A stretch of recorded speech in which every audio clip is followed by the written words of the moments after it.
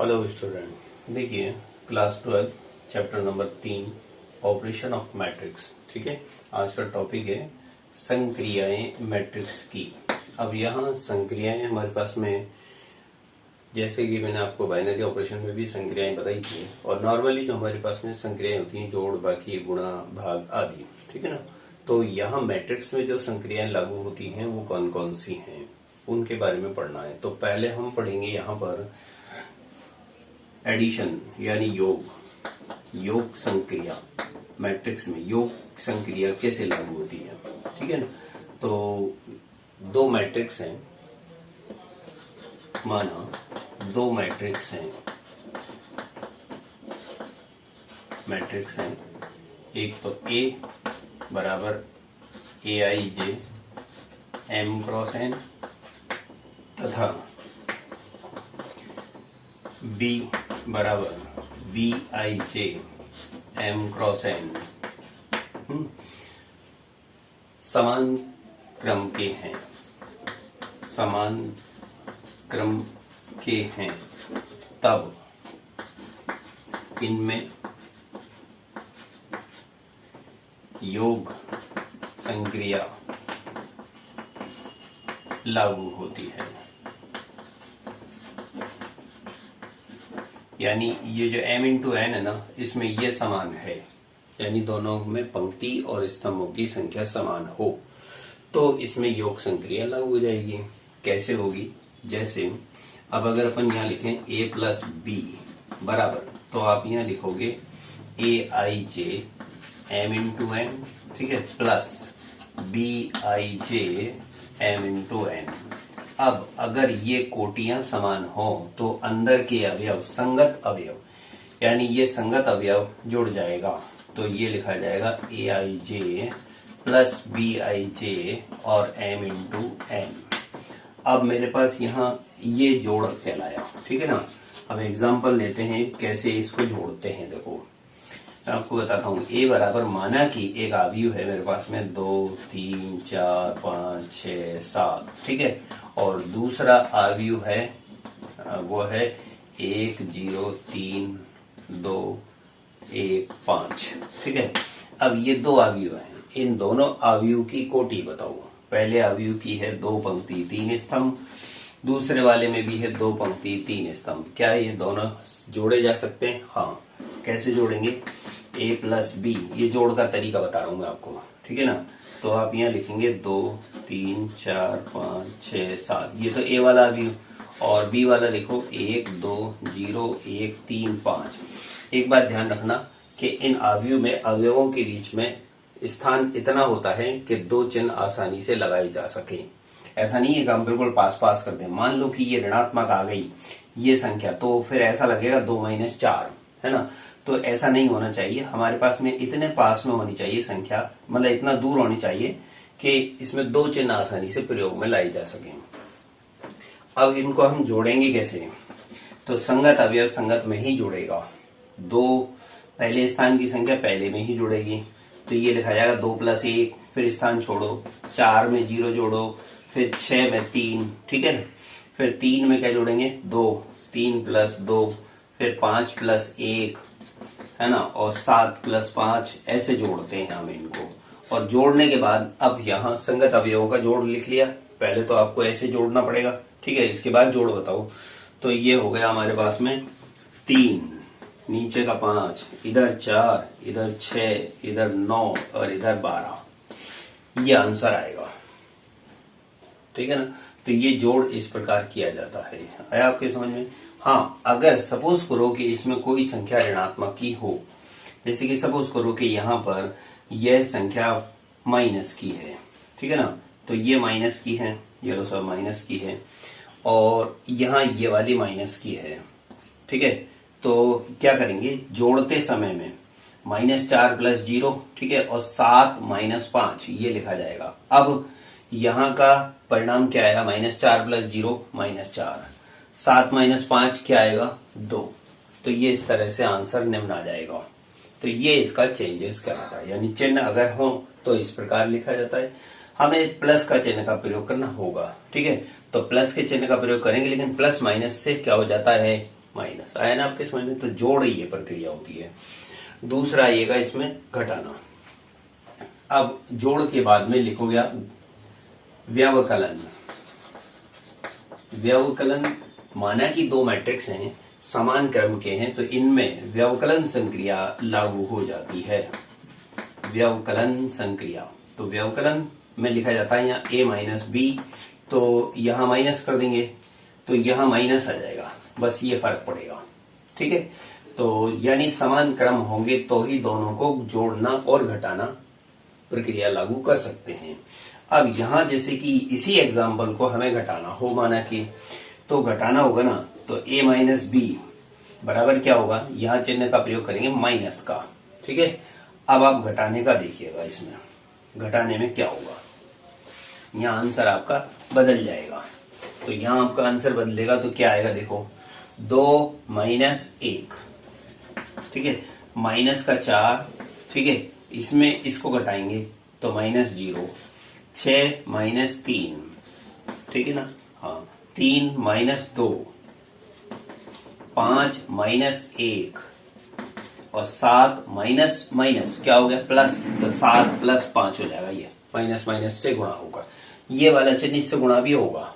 तो अब परिणाम क्या बचा यहाँ पर, 1 माइनस 4, 3, 1, 4 और 12, तो ये आंसर आ जाता है। जोड़ना और घटाना तो सिंपल है, ज्यादा कठिन नहीं है, आपको आता है, लेकिन बस ये ध्यान रखना कि ये चिन्ह सबसे मल्टीपल होता है, इसके बाद ही ये प्रक्रिया लागू होती है, यह मिस्टेक नहीं होनी चाहिए। अब आएगा हमारे पास मूल इस मैट्रिक्स का गुणा, मल्टीप्लीकेशन ऑफ टू मैट्रिक्स कैसे होगा, गुणन, गुणा संक्रिया कैसे लागू होगी। देखिए, दो मैट्रिक्स ए और बी में गुणा तब अनुकूलनीय होगा, यानी तब सुसंगत होगा जबकि पहले की पंक्तियों स्तंभों की संख्या दूसरे की पंक्तियों की संख्या के समान हो। अब यहां पर ए और बी का गुणनफल ए बी तब अनुकूलनीय होगा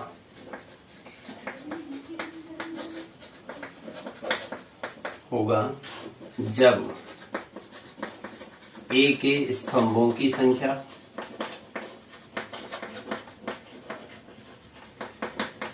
बी की पंक्तियों की संख्या के समान हो, बी की पंक्तियों की संख्या के समान हो, ये है।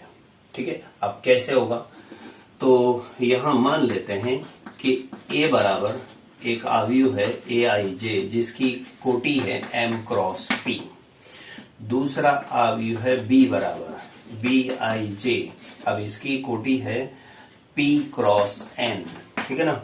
तो अब क्या होगा, इन दोनों का गुणा करेंगे तो आप यहां लिखोगे a इंटू बी, तो A I J M cross p into यहां लिखो B I J p cross n। अब इसमें कौन सी चीज समान आ रही है, देखो इसमें स्तंभ इसकी पंक्ति के समान है, यानी ये दोनों चीज समान है। यहां ये पंक्ति है R, ये C है, देखो R C और ये भी R और C को व्यक्त करता है। तो पहले आव्यूह की स्तंभ दूसरे आव्यूह की पंक्ति के यदि समान हो तो प्राप्त होने पर नया आव्यूह ए आई जे और बी आई जे को गुणा करेंगे, तो ये ए I J into B I जे होने पर क्या प्राप्त होगा, नेक्स्ट आव्यूह हो जाएगा सी आई जे, लेकिन उसकी कोटि हो जाएगी एम क्रॉस एन, उसमें एम पंक्ति एन स्तंभ रह जाएंगे, एम पंक्ति और एन स्तंभ रह जाएंगे। अब यहां मूल तो यही है कि ये दोनों चीज समान होनी चाहिए। अब क्या इन्हीं दोनों अवयवों को b गुणा a लिख सकते हैं, देखो b गुणा a लिखेंगे तो क्या ये संभव है, B I J p cross n और into A I J M cross p। अब क्या ये संभव है गुणनफल, नहीं, क्यों, क्योंकि इसके पहले के स्तंभ दूसरी की पंक्ति के समान नहीं है। यहाँ ये समान नहीं है और यहाँ ये समान है। यहाँ ये समान है इसलिए गुणनफल संभव हुआ m क्रॉस n में। यहाँ n और m बराबर नहीं है। अगर ये बराबर होते तो गुणनफल संभव था, लेकिन अब बराबर नहीं है तो ये गुणा भी संभव नहीं है। ठीक है, अब आप एग्जाम्पल देखिएगा इसी का। एक एग्जाम्पल आपको बताता हूं, एग्जाम्पल आपको समझना ये आना चाहिए। मैट्रिक्स की मूल चीज है। मैट्रिक्स में यदि ये गुणा नहीं आया ना तो फिर कुछ भी नहीं आएगा। एक एग्जाम्पल के तौर पर लिखते हैं। एक अवयव है 1, 2 और 3 लिखा हुआ। अब ये कितनी कोटि का हुआ? 3 तो पंक्ति और 1 स्तंभ, 3/1 का हो गया। दूसरा अवयव दे रखा है 2, 4, 7। ठीक है, ये 1/3 का हुआ। अब इस अवयव को इस अवयव से गुणा करना है। ए को बी से, ए को बी से गुणा करेंगे तो ए अवयव लिखो पहले तो 1, 2, 3। ठीक है, 3 गुणा 1, दूसरा गुणा का चिन्ह लगाओ, इसको लिखो 2, 4, 7। इसका कोटि लिखो 1 गुणा 3। अब देखना इसमें ये जो 1 है ना इसके बराबर है 1 के, यानी पहले अवयव की स्तंभ की संख्या दूसरे अवयव की पंक्ति के समान है, तो इन दोनों में गुणा संभव है। अब गुणा कैसे करेंगे? गुणा करना देखिएगा, यहां पर गुणा ऐसे करेंगे कि इसमें कितनी पंक्तियां हुई? 3, R1, R2 और R3। ठीक है, स्तंभ हुआ पहला C1, C2 और C3, 3 स्तंभ हो गए। गुणा देखना, R1 को पहले C1 से करना है। अब पहली पंक्ति को तीनों से करना है, R1 C1, R1 C2, R1 C3, यानी पहली पंक्ति को पहले तीनों स्तंभों से करना है। R1 C1 का परिणाम, R1 C2 का परिणाम, R1 C3 का परिणाम। फिर दूसरी से R2 C1, R2 C2, R2 C3। फिर तीसरी पंक्ति के अवयव से तीनों को R3 C1, R3 C2, R3 C3। हालांकि आपको ये लिखना नहीं है, ये लिखना नहीं है, लेकिन मैं आपको ये बताना चाह रहा हूं कि गुणा के लिए हमें क्या क्या चीज चाहिए। अब देखो, पहली पंक्ति तीनों स्तंभों से गुणा हुई है, दूसरी पंक्ति इसकी दूसरी पंक्ति तीनों स्तंभों से गुणा हुई है, C1 C2 C3, और यहाँ तीसरी पंक्ति तीनों स्तंभों से गुणा हुई है, C1 C2 C3 से। अब इधर गुणा देखना, इसको गुणा हम करेंगे जब, ये तो मैंने आपको गुणा का प्रोसेस बता दिया क्या लगता है। अब यहाँ 1 2 से गुणा होगा, किससे होगा? 1 गुणा 2, और फिर 1 ही गुणा होगा 4 से, 1 गुणा 4, और फिर 1 गुणा 7। देखो R1 में 1 ही अवयव है, यहाँ C1 C2 C3 में भी 1 1 है, तो गुणा हो गया। फिर ये 2 होगा, 2 इंटू 2, 2 इंटू 4, 2 इंटू 7। फिर 3 होगा, देखो 3 इंटू 2, 3 इंटू 4 और 3 इंटू 7। अब कितने बाई कितने का अवयव बनेगा? देखो परिणाम लास्ट में लिखो पहले, 2, 4, 6, 4, 8, 12, 7, 14, 21। अब ये जो अवयव प्राप्त हुआ वो 3/3 का हुआ। अब कोटि के अनुसार देखा जाए तो आपको अवयव कैसे कितने बाई कितने का प्राप्त होगा? इसमें कितनी पंक्तियां हैं? 3। इसमें कितने स्तंभ हैं? 3, तो 3/3 का ही प्राप्त हुआ ना। अब क्योंकि इसकी स्तंभों की संख्या दूसरे के पंक्ति की संख्या के समान है, इसलिए शेष बची हुई इसकी पंक्ति इसकी स्तंभों के गुणनफल के बराबर ही प्राप्त होगा। तो इसमें टोटल अवयव कितने आ गए? 9। 3 को 3 से गुणा करेंगे 9, तो देखो यहाँ 9 ही अवयव हैं। तो ये इस प्रकार गुणा किया जाता है। हाँ, अब अगर मान लो कि इनमें हमारे पास में संख्याएं ज्यादा हों तो गुणा कैसे करते हैं, वो चीज भी समझना। ये आ गया आपके समझ में? नेक्स्ट देखिएगा,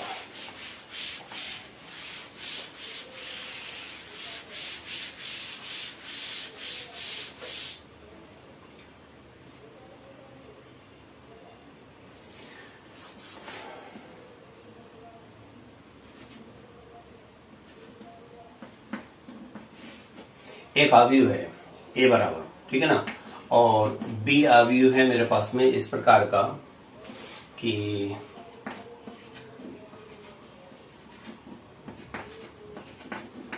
ये वाला अब देखना ये कितने बाई कितने का है, ये तो है 3 तो पंक्ति और 2 स्तंभ का, ये है 2 पंक्ति और 3 स्तंभ का, 2 पंक्तियां इसमें।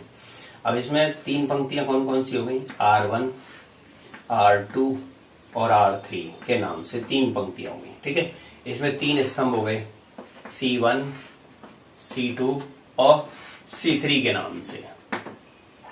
तो 3 पंक्ति है और 3 ही स्तंभ हैं।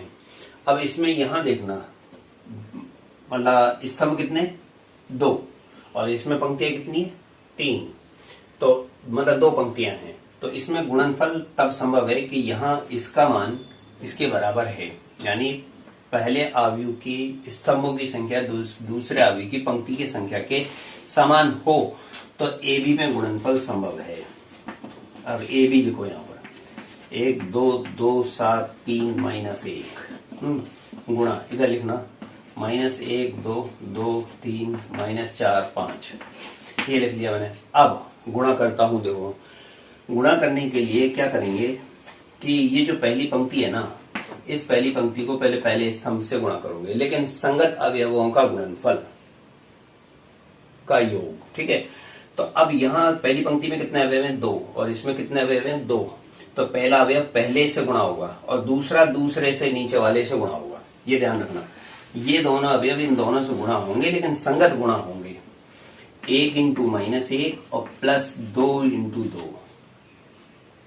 ध्यान से देखना, 1 को 1 से करेंगे, 2 को इस 2 से गुणा करेंगे, फिर स्थान छोड़ेंगे यहां थोड़ा सा। ठीक है, अगली बार लेंगे इस दूसरे स्तंभ से गुणा करेंगे, तो 1 × 2 यानी पहला अवयव ऊपर वाले से और दूसरा नीचे वाले से, 1 × 2 और प्लस का 2 × 3।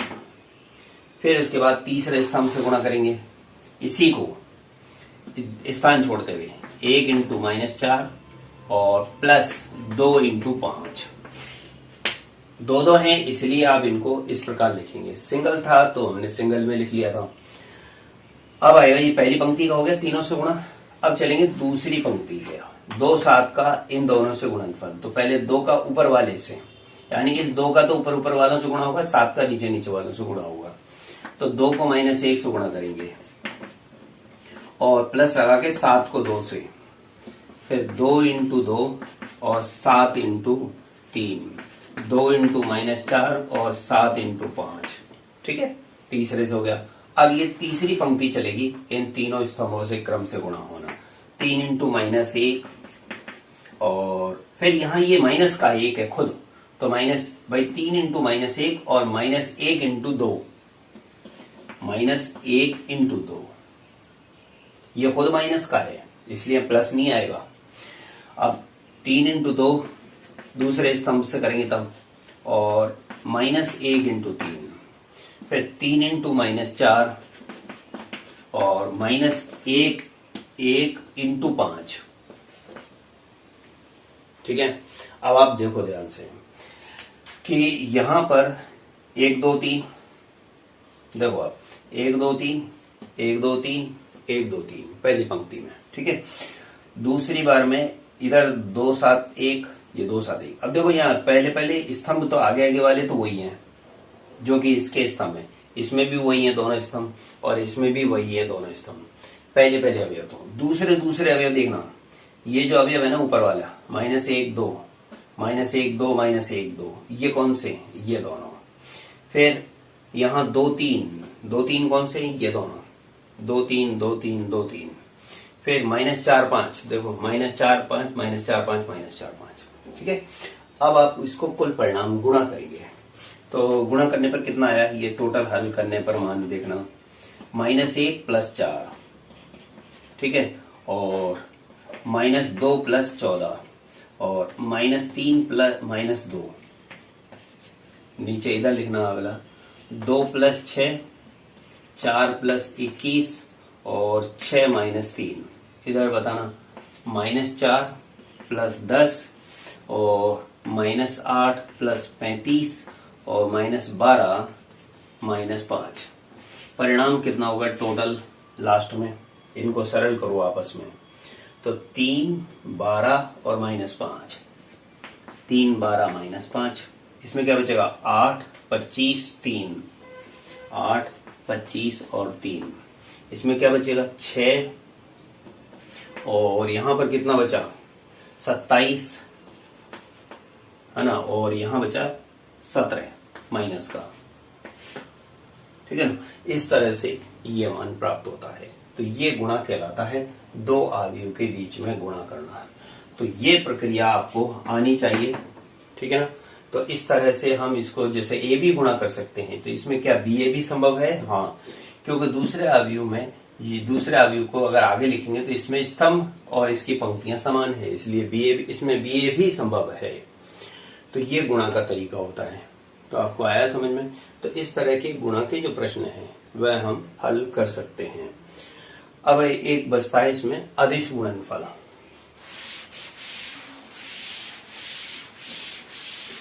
एक अदिश गुणनफल आपको डायरेक्ट बता देता हूं क्योंकि इसकी कोई डेफिनेशन इतना है नहीं।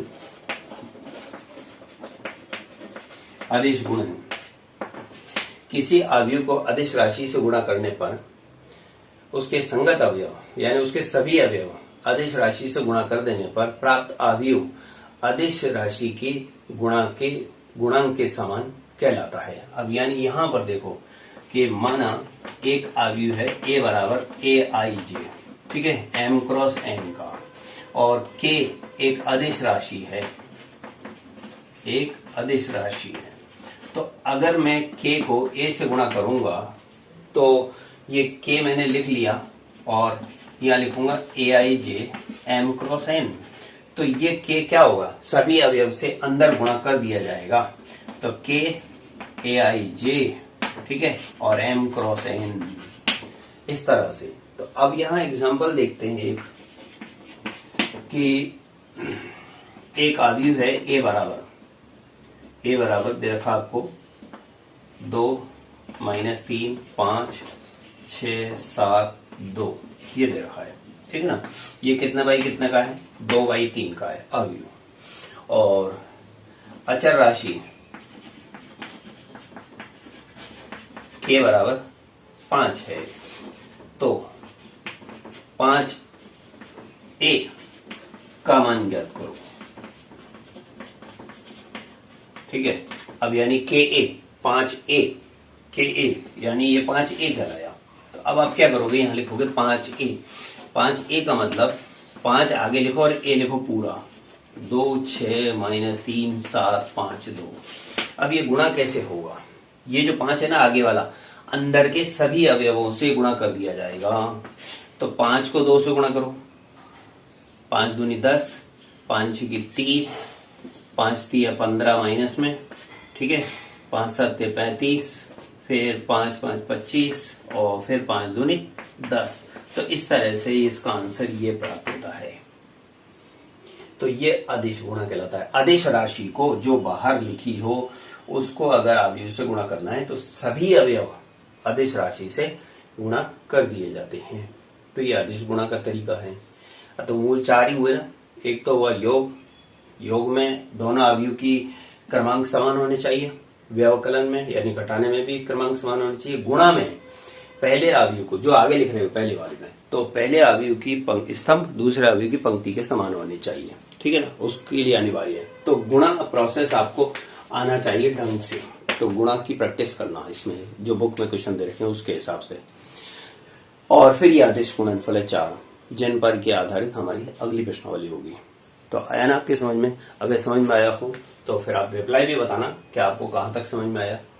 कुछ बच्चे रिप्लाई बताते हैं, कुछ बिल्कुल ही इग्नोर हैं, ठीक है ना। डेली हमें ये देखने में आ जाता है कि कौन बच्चा तो रिप्लाई देता है कौन नहीं देता है।